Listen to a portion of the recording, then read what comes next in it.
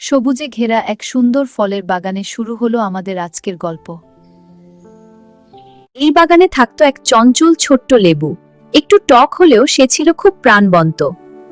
একদিন সেই বাগানে এলো এক নতুন অতিথি, মিষ্টি আর উজ্জ্বল কমলা।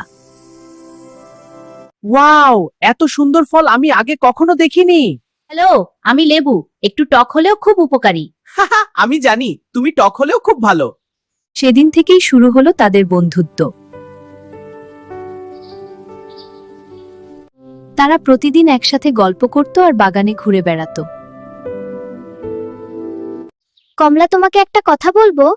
হ্যাঁ লেবু, বলো। আমি তোমার সাথে বন্ধুত্ব করতে চাই। আমিও। তুমি কি আমার সাথে সারা জীবন থাকবে? অবশ্যই, কারণ টক আর মিষ্টি একসাথে থাকলেই জীবনটা সবচেয়ে সুন্দর।